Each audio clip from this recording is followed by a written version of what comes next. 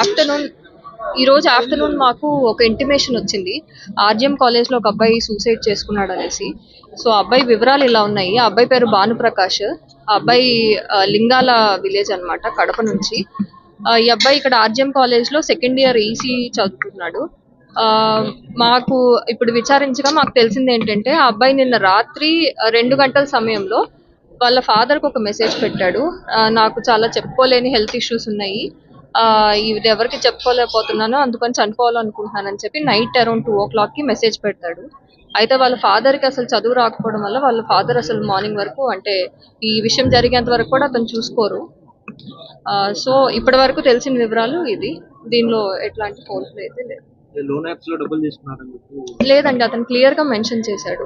అతను నైటే మెసేజ్ పెట్టాడు వాళ్ళ ఫాదర్ కి, ఇట్లా నాకు హెల్త్ ఇష్యూస్ ఉన్నాయని చెప్పేసి. లేదండి, ఇప్పుడు మేము సీసీ ఫుటేజ్ కూడా వెరిఫై చేసాము. సో దాని ప్రకారం ఏంటంటే, అతను పొద్దున క్లాస్కి వెళ్లకుండా రూమ్ లోనే ఉన్నాడు. వాళ్ళ ఫ్రెండ్స్ అందరూ వెళ్ళిపోయిన తర్వాత ఇతను రూమ్ లాక్ వేసుకొని ఉన్నాడు అనమాట. వాళ్ళు వచ్చిన తర్వాత తలుపు తీయట్లేదని చెప్పి ఇంకా కిటికీ ఓపెన్ చేసి చూశారు. అప్పుడు హ్యాంగ్ చేసుకుని ఉండడం వల్ల ఇంకా వెంటనే కింద వాళ్ళని, వార్డెన్ అందరినీ పిలిపించి తలుపులు పగలగొట్టి లోపలికి వెళ్ళి వెంటనే హాస్పిటల్కి తీసుకొచ్చారు. తీసుకురావడంతో వీళ్ళు ఇక్కడ చనిపోయారని చెప్పి డిక్లేర్ చేశారు. ఫ్యాక్ట్స్ అయితే ఇప్పుడు అతనైతే క్లియర్ గా మెసేజ్ లో మెన్షన్ చేశాడు. దానిలో ఎక్కడా కూడా లవ్ ఇష్యూ కానీ ఏమీ మెన్షన్ చేయలేదు.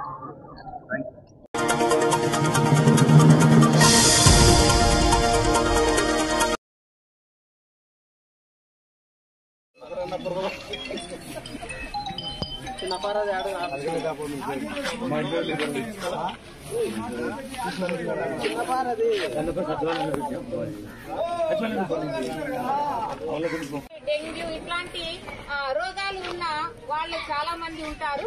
అలాంటి వాళ్ళను పుట్టినప్పుడు ఆ రక్తంతో పాటు కంటికి కనిపించినంత సూక్ష్మ జీవులు కూడా ఆ రక్తంలోకి అవి పీల్చుకుంటాయి. అయితే ఒక్క మనిషి యొక్క రక్తమే పీల్చుకొని అవి సాటిస్ఫై కావు. మళ్ళీ వాళ్ళు ఆ దోమ మళ్ళీ ఆరోగ్యంగా ఉండే మనలాంటి వాళ్ళను పుడతాయి. పుట్టినప్పుడు దాని రక్తంలో ఉన్న వైరస్, బ్యాక్టీరియా కానీ ఆ సూక్ష్మ జీవులు ఏమవుతాయి అంటే, ఈ ప్లాస్మోడియం ఇట్లాంటివి ఉంటాయన్నమాట. Plasmodium vivax, plasmodium malaria, plasmodium ఇట్లాంటి జాతులు ఉంటాయి. అంటే అవి చాలా సూక్ష్మ జీవులు, ఏకకణ జీవులు అవి. మరి అవి కంటికి కనపడవు. సూక్ష్మ జీవులు అంటేనే ఏంటి, మన కంటి ముందర ఎన్నో ఉంటాయి, నీళ్లలో, గాలిలో ఇట్లంతా. అవి మన కంటికి కనపడవు. ఆ కంటికి కనపడని ఆ సూక్ష్మ జీవులే మనకు చచ్చిపోయేంత పెద్ద పెద్ద రోగాలను మనకు కలిగిస్తాయి. అవి మన శరీరంలోకి ఆ దోమ యొక్క తొండం ద్వారా మనల్ని కుట్టినప్పుడు మన శరీరంలోకి ఎంటర్ అయ్యి లోపలిపోయి మనకు తెలియకుండానే అవి లోపల అన్ని ఆర్గాన్స్ లోకి వెళ్ళిపోయి మన లివర్ అంటే కాలేయము, ఇంకా మిగతా గుండె దగ్గర, తర్వాత ఇంకా పేగులలో అంతటా వెళ్తాయి అన్నమాట. అంతటా వెళ్ళి అవి ఏం చేస్తాయి, వాటి యొక్క సంఖ్యను ఇంకా పెంచుకుంటాయి.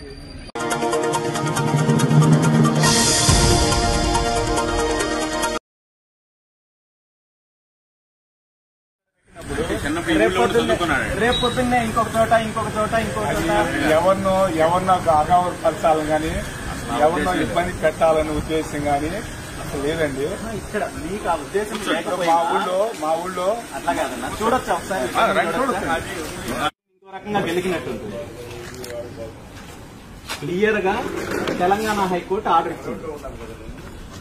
ఇక్కడ మతపరమైన అంశము, మతానికి సంబంధించిన మనోభావాలు దెబ్బతింటాయి కాబట్టి, ఈవెన్ మన రాజ్యాంగం కూడా ఏం చెప్తుంది, ఆర్టికల్ 25, 26 ప్రకారము మతపరమైన దేవుళ్ళని మనుషులతో కించపరిచే ఇది చెయ్యకూడదు అనేది చాలా క్లియర్ గా ఉంది. అండ్ దీని ఏమన్నా ఐపీసీ సెక్షన్ 295, 298 ప్రకారం తీసుకుంటే కూడా ఇది నేరం. సో అది రేపొద్దున్నే రాష్ట్రం అంతా పెట్టాల్సిన పరిస్థితి వస్తుంది కదా. అది అందరికీ ఇబ్బంది కదన్నా. ఎన్టీఆర్ విగ్రహం పెట్టుకోవడంలో ఇబ్బంది లేదు, ఆయన పైన అభిమానం ఉన్నప్పుడు ఎవరైనా పెట్టుకోవచ్చు, దాన్ని కాదని. కానీ కృష్ణుడి రూపంలో అనేది కరెక్ట్ కాదు కదన్నా. ఆయన కృష్ణుడు కాదు కదా, ఎన్టీఆర్ కృష్ణుడు కాదు కదా, ఆయన రూపం అంటే ఇప్పుడు ఆయన ఇంకా చాలా వేషాలు వేశారు కదన్నా. ఇప్పుడు రావణాసుడు వేషాలు వేశాడు, కర్ణుడు వేషాలు వేశాడు. ఇప్పుడు రేపొద్దున్నే ఇంకొక 10 మంది అట్లా కాదన్నా, కృష్ణుడి వేషము ఇంకా 10 మంది కూడా వేస్తారు. ఇప్పుడు వాళ్ళందరినీ కూడా ఇవి తీసుకొని వస్తే అసలు దేవుడిని పూర్తి స్థాయిగా కించపరిచినట్టు అవుతుంది కదా. మేము ఎవరినో మీ ఉద్దేశం అది కాదన్నా, మీ ఉద్దేశం డెఫినెట్ గా అది కాకపోవచ్చు. మెసేజ్ అది వెళ్తుంది. 1981లో అన్న కూర్చోండి పర్లేదు. తెలుగుదేశం పార్టీ 82-83లో తెలుగుదేశం పార్టీ పెట్టినప్పుడు ఇందిరాగాంధీ తిరుపతి పర్యటనకు వచ్చింది. కృష్ణుడు బొమ్మ తిరుపతిలో ఎన్టీ రామారావు శంఖం వస్తూ కనిపిస్తే ఆవిడ గబక్కన కారులో కూర్చున్న మనిషి వెళ్ళి దండం పెట్టుకుని అది ఓకే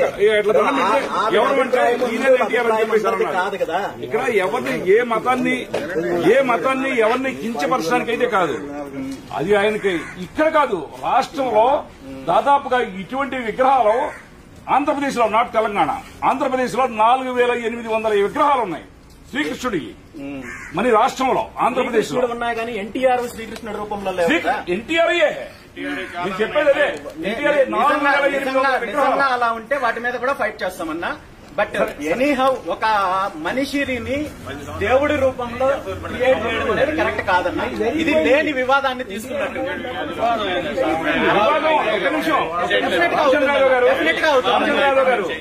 వివాదం క్రియేట్ చేయాలనుకుంటే వివాదం ఏదైనా క్రియేట్ చేయొచ్చు. క్రియేట్ అవ్వడం కాదన్నా. ఇప్పుడు రామారావు గారి విగ్రహం పెట్టడంలో ఎవరికి అబ్జెక్షన్ ఉండదన్నా, కానీ అది కృష్ణుడి రూపంలో పెట్టడమే అబ్జెక్షన్. కృష్ణుడి రూపంలో రామారావేనండి తెలిసింది.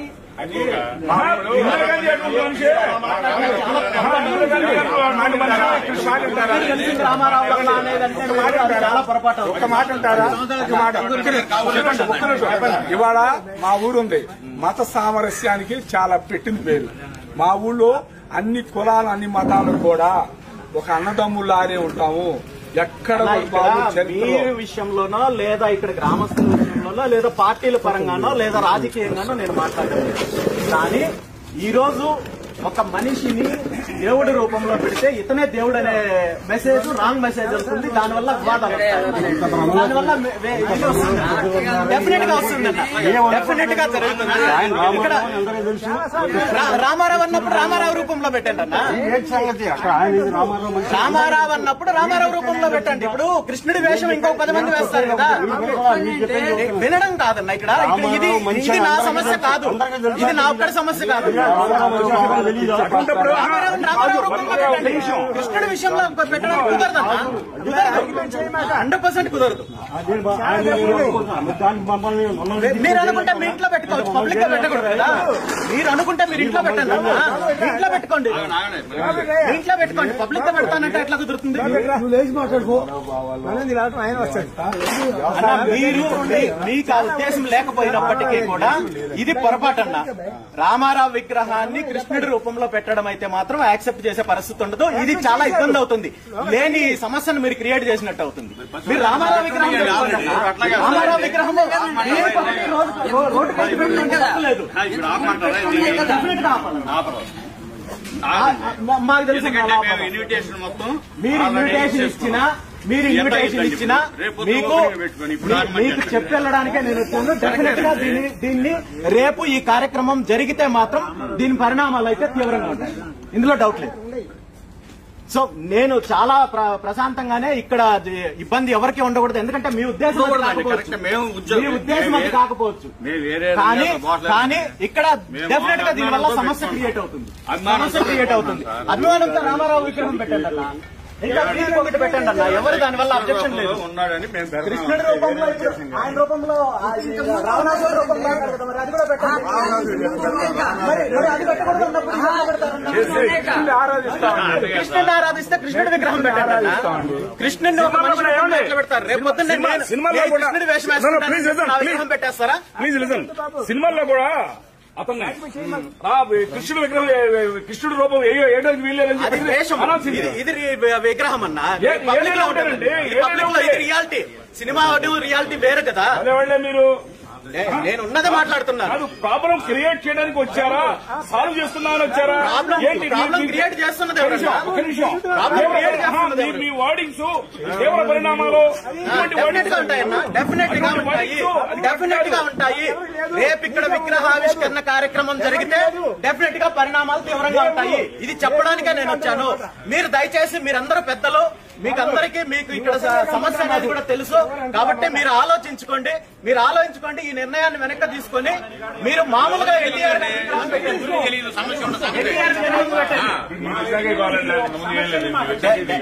నేను వచ్చిన కాదన్నా రాష్ట్రం మొత్తం నాకు ఈ గంటలోపు సుమారు 5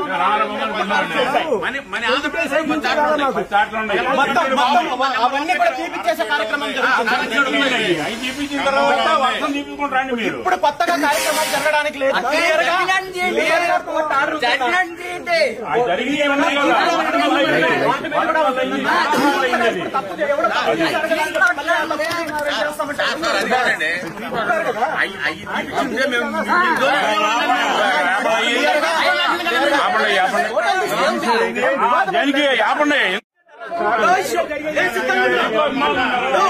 నేను ఇక్కడ సమస్య గురించి నేను ప్రశాంతంగా మాట్లాడుతుంటే మీరు ఆఫీస్ గురించి మాట్లాడుతున్నారు కదా.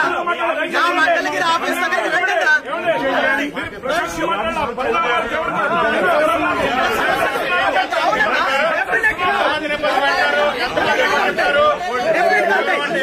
చూద్దాం చేయండి.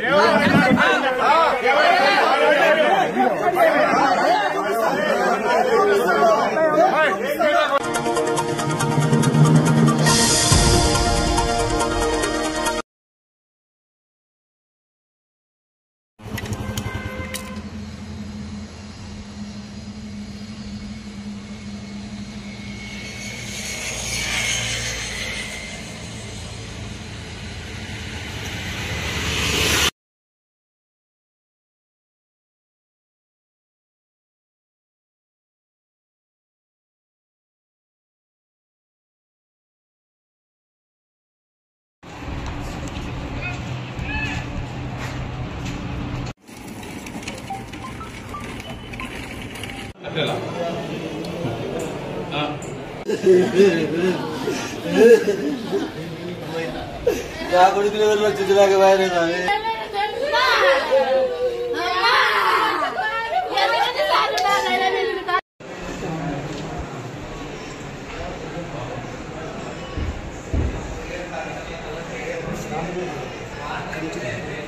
అమ్మా ఎక్కడ కొడుకు తల్లి నా కొడుకు బంగారు కొడుకు బాణ ప్రకాశిస్తాడు.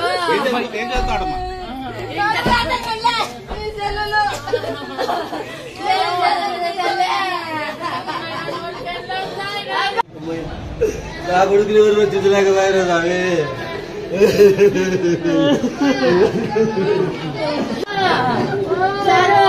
నారాజ్ అది తీ ఎనికి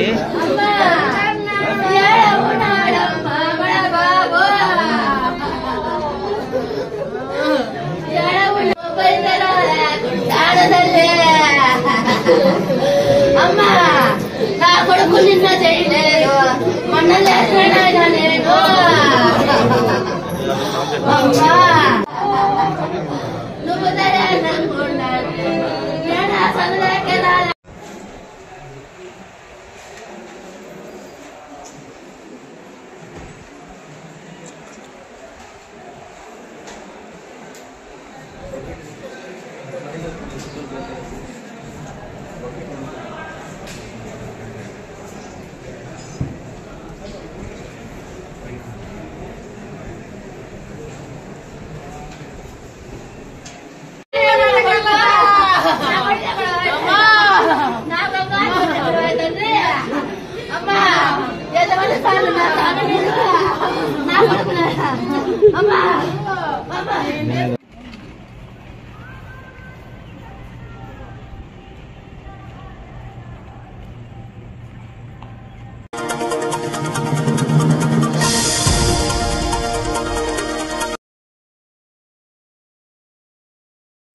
నంద్యాల గాంధీ చౌక్ సమీపంలో సుదీర్ఘకాలం నెరవాటి హాస్పిటల్ ని నిర్వహించిన డాక్టర్ వినోద్ కుమార్ గారు నెరవాటి హాస్పిటల్ ని పద్మావతి నగర్కు మార్చిన తర్వాత అదే హాస్పిటల్లో ఇప్పుడు నెరవాటి పాలిక్లినిక్ ని ఏర్పాటు చేయడం జరిగింది.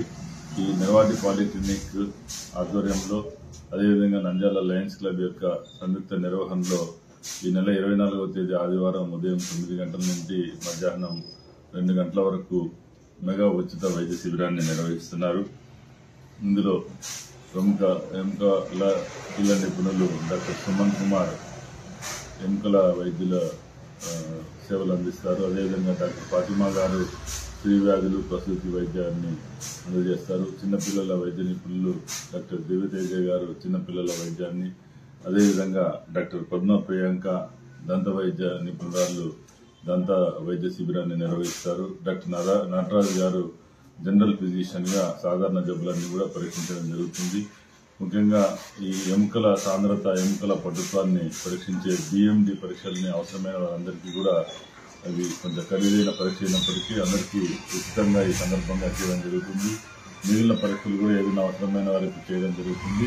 ఉచితంగా మందులు అందజేస్తారు. ఈ శిబిరాన్ని ఈ పాలిక్లినిక్ నిర్వాహకులు డాక్టర్ వినోద్, డాక్టర్ సుమన్, రమేష్, అదేవిధంగా హరిబాబు వాళ్ళ ఆధ్వర్యంలో ఈ శిబిరాన్ని ఏర్పాటు చేయడం జరిగింది. ఈ అవకాశాన్ని నంద్యాల పట్టణం పరిసర ప్రాంతాల ప్రజలందరూ కూడా సద్వినియోగం చేసుకోవాల్సిందిగా కోరుతున్నాం. సో మా నెరవాటి హాస్పిటల్ గాంధీ చౌక్ లో 2004 నుంచి ఎస్టాబ్లిష్ చేయడం జరిగింది. సో 2025లో దాన్ని మల్టీ స్పెషాలిటీ హాస్పిటల్ గా రూపాంతరం చెంది పద్మావతి నగర్ లోకి మార్చాము. సో పాత హాస్పిటల్ ని 1 month లోకి పాలీక్లినిక్ గా కన్వర్ట్ చేసాము. ఆ పాలీక్లినిక్ లో ఇప్పుడు రవికృష్ణ గారు చెప్పినట్టు ఈ నెల 24వ తేదీ ఉచిత మెగా వైద్య శిబిరాన్ని నిర్వహిస్తున్నాము. సో సార్ చెప్పినట్టు అన్ని స్పెషాలిటీస్ అవైలబుల్లో ఉంటాయి. ఇన్వెస్టిగేషన్స్ కూడా, ఖరీదైన ఇన్వెస్టిగేషన్స్ కూడా ఉచితంగా నిర్వహించబడును. సో ప్రజలందరూ ఈ అవకాశాన్ని ఉపయోగించుకోవాలని కోరుతున్నాను. Thank you. నేను doctor Suman Kumar Kanduri, consultant orthopaedician. ఇప్పుడు ప్రజెంట్ నేను పద్మావతి నగర్లో ఉన్న నెరవాటి మల్టీ స్పెషాలిటీ హాస్పిటల్లో కన్సల్టెంట్గా చేస్తున్నాను. అయితే ప్రజెంట్ ఇప్పుడు గాంధీ చౌక్లో ఉన్న పాత నెరవాటి హాస్పిటల్ని నెరవాటి పాలిక్లినిక్గా కన్వర్ట్ చేసి ఆ సేవలను ఇప్పుడు పెంపొందించాలనే ఉద్దేశంతో ప్రజలందరికీ అక్కడ జరుగుతున్న వైద్య సేవలు ఏంటి అనేది తెలియజేయాలనే ముఖ్య ఉద్దేశంతో ఈ ఉచిత మెగా వైద్య శిబిరాన్ని నిర్వహించాలనుకున్నాము. Sir Vinod sir and Ravikrishna sir గారి వాళ్ళ యొక్క ఆలోచనలతో ఈ మెగా వైద్య శిబిరాన్ని 24వ తారీఖు ఆదివారం ఉదయం 9 నుంచి మధ్యాహ్నం 2 వరకు నిర్వహించబోతున్నాము. కావున ప్రజలందరూ అక్కడ అందించబోయే సేవలను మరియు ఉచిత పరీక్షలను అలాగే ఉచిత మందుల పంపిణీని కూడా సద్వినియోగం చేసుకుంటారని ఆశిస్తున్నాను. డాక్టర్ వినోద్ కుమార్ గారు మా లయన్స్ క్లబ్ మెంబర్ కావడం వల్ల ఈ అవకాశం మాకు వచ్చింది. డాక్టర్ రవికృష్ణ గారి సౌజన్యంలో, నెరవాటి కృష్ణ, వినోద్ కుమార్ సార్ సౌజన్యంలో, సుమన్ గారి సౌజన్యంలో, ఇంకా కొంతమంది డాక్టర్స్ ఉచిత మెగా క్యాంప్ని ఏర్పాటు చేస్తున్నారు. మన లయన్స్ క్లబ్ సర్వీస్లో అన్నింటిలో ఎప్పుడూ ముందుంటుంది. ఆ ఉద్దేశంతోనే ఈ అవకాశం మన ఆధ్వర్యంలో జరిగేలాగా సార్ వాళ్ళు మనకు అవకాశం ఇచ్చారు. దీన్ని అందరూ సద్వినియోగం చేసుకొని ఉచితంగా వచ్చే ఈ టెస్టులను మనం యూటిలైజ్ చేసుకొని అందరూ తదుపరి ఏదైనా మనకు ఇబ్బందిగా ఉంది అంటే దానికి ట్రీట్మెంట్స్ కానీ అన్ని సార్ వాళ్ళ దగ్గరనే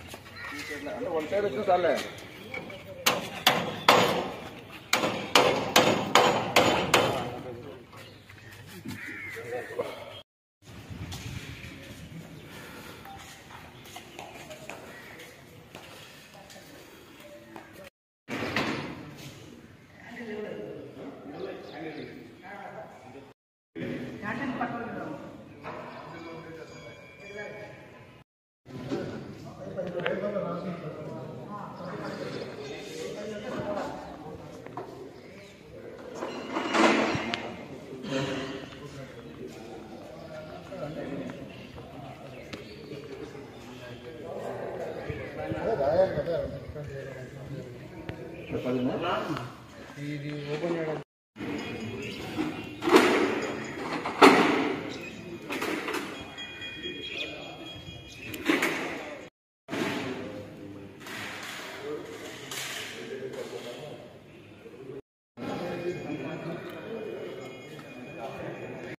చట్టం సెక్షన్ 83 కింద మేము దేవస్థాన స్థలంలో వాళ్ళు నిర్మించి పెట్టుకున్నారు కాబట్టి మా ఉన్నతాధికారుల ఆదేశాల మేరకు మేము రామఠాన్ని స్వాధీనం చేసుకుంటున్నాం. ఇక్కడ నేను దీనికి నాకు సంబంధించి నేను తీసుకుంటాను. మొదట నిర్మించేటప్పుడు మీరు ఎందుకు అబ్జెక్షన్ చేయలేదు? అప్పుడు కళ్యాణ మండపం నిర్మించేటప్పుడు నిర్మించినారు. అప్పుడు దేవాదాయ శాఖలో లేదు. అప్పుడు తర్వాత మళ్ళీ 2019 నుంచి కేసులు జరుగుతున్నాయి. అది వాళ్ళ కేసు విత్డ్రా చేసుకోవడం వల్ల ఉన్నతాధికారులు ఆదేశం ఇచ్చారు. వెంటనే వాళ్ళ కేసు విత్డ్రా చేసుకోవాలి, కళ్యాణ మండపం 83 ప్రకారం స్వాధీనం చేసుకోమని చెప్పి దాని ప్రకారం అంటే ఇప్పుడు తాళాలు పాల్గొట్టి తీయాల్సిన అవసరం లేదు. ఇప్పుడు తాళాలు పాల్గొట్టి అదేనండి సెక్షన్ 83 ప్రకారం దేవాదాయ శాఖ ఇన్స్ట్రక్షన్స్ ఇచ్చినాయి. ఆక్రమణ మన ఇక్కడ మేము 11 సంవత్సరాలు లీజు పెట్టాను కదా ఇక్కడ. అప్పుడు వచ్చినప్పుడు ఉన్నతాధికారులు వచ్చి చూసి ఇన్స్ట్రక్షన్స్ ఇమ్మీడియట్గా దీన్ని చర్యలు తీసుకోండి అని చెప్పి చెప్పడం వల్ల మేము సాయం చేసుకున్నాం. మంత్రి దేవాదాయ శాఖ మంత్రి గారు ప్రోద్బలంతో తీసుకున్నారు. ఉన్నతాధికారుల ఆదేశం మేరకు సెక్షన్ 83 ప్రకారం కొత్త చట్టం వచ్చింది. ఆ చట్ట ప్రకారం తీసుకుంటాం. అంటే దీన్ని మీరు తర్వాత ప్రజలకు ఉపయోగకరంగా పెడతారా సార్, లేకపోతే దీన్ని లీజుకి ఇస్తాం? లీజుకి ఇచ్చి వాళ్ళు వ్యవసాయానికి దీనికి ఆదాయం వస్తుంది. ఇస్తాము. షామ్యానాలు, పాత సామాన్లు ఉన్నాయి, అది కూడా లీజు. అంతకుముందు ఉన్న వాళ్ళు డబ్బులు కట్టేవాళ్ళు కదా సార్? లేదు, కట్టారు దేవస్థానాన్ని. గాయత్రి టెంపుల్ మీకు సంబంధం లేదు సార్? మీకు సంబంధం లేదు అంటే మీ పరిధిలో లేదు సార్? లేదు, మా పరిధిలో లేదు. కోర్టు ఆర్డర్స్ చూపిస్తారు. కోర్టు ఆర్డర్ మామూలుగా కోర్టు ఆర్డర్ అంటే వాళ్ళు కోర్టుకి వెళ్ళారు. నా పైన బాడుగకు మాట్లాడండి అని కూడా చెప్పినారు. కోర్టులో డైరెక్షన్ కూడా ఇచ్చారు. బాడుగకు మేము 25,000 అడిగాము. వాళ్ళు 10,000 కంటే ఎక్కువ లేదన్నారు. ఇప్పుడు నోటీస్ ఇచ్చి మేము ఫైనల్ నోటీస్ ఇచ్చి స్వాధీనం చేసుకుంటాం. అంటే 25,000 అంటే ప్రజలకు భారం అవుతుంది కదా సార్? అంతకుముందు 7,000కే ఇస్తున్నారు. కాదండి, నెలకు కళ్యాణ మంటపం రెంట్ 25,000 అడిగాము. ఆర్డర్స్ ఏమన్నా ఉన్నతాధికారులు ఉన్నాయి, స్వాధీనం చేసుకున్నారు. చూపించగలరు? ఇస్తాం.